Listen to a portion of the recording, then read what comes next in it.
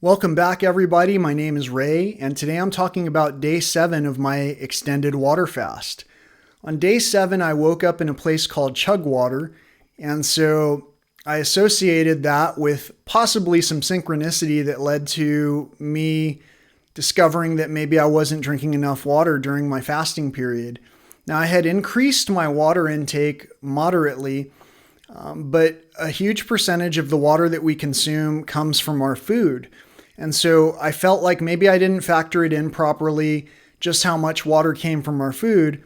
And so I upped my water intake, which began to alleviate those feelings of dry mouth that I had.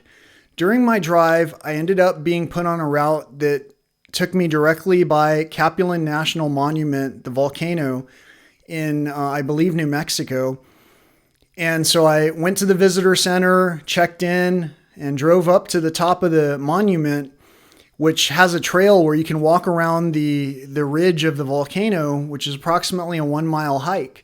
Now, basically, it's about a half mile up and a half mile down, more or less, to get from the parking lot back to your car if you go in and complete the loop. I decided to film the whole thing using a GoPro and a gimbal to stabilize it. And right off the bat, I noticed that even though I had struggled with my hike with my friend John a few days prior, during this hike I struggled a lot less, but still going uphill was more difficult than it had been, let's say, for an example, if I was eating solid food, or any food for that matter.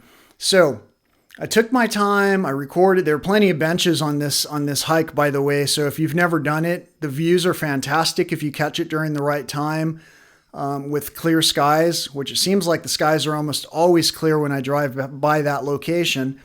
I recommend it highly.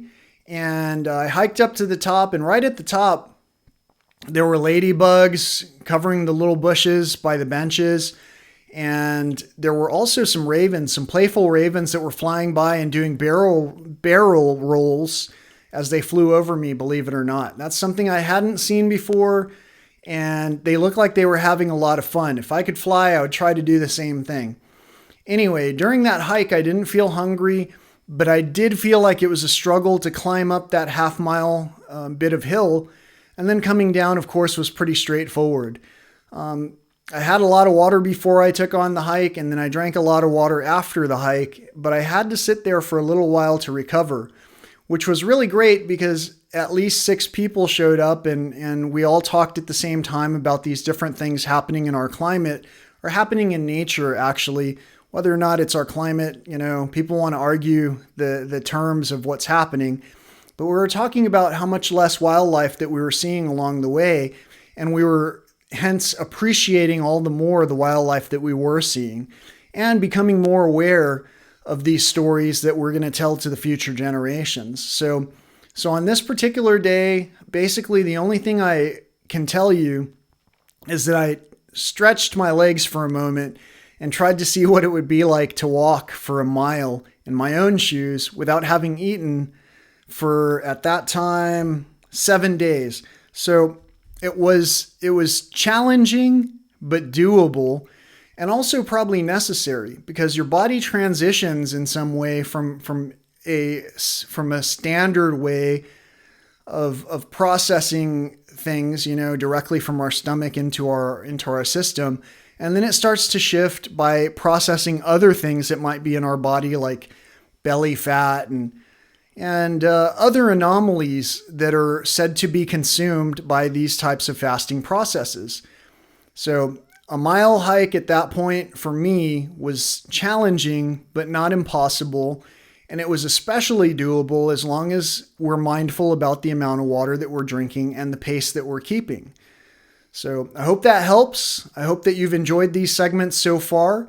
I'll be posting the corresponding photos that go with these video clips in separate segments. And please subscribe. Please be sure to share if you know anyone that has ever talked about these types of things, because they're in circles who might want to help other people to achieve the same thing if they're targeting things such as chronic pain or high blood pressure or heart troubles or a lot of other ailments are something that you can bypass through this fasting process.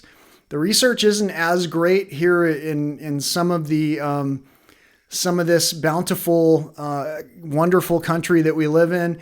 And at the same time, maybe helping to showcase this will open my eyes to the fact that there are segments of knowledge from other people that I can also share, because I myself am receiving a lot of questions about what it is that I'm doing in my own group, and I don't always have the right information to give back.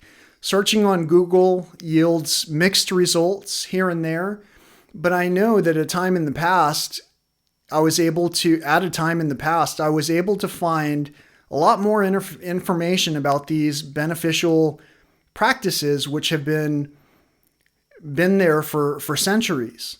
And it's only our generations that tend to overlook it and tend to fear what it is to go without something that we typically are able to have 3 times a day. So have a great day. Thanks for watching. Please subscribe. And again, peace.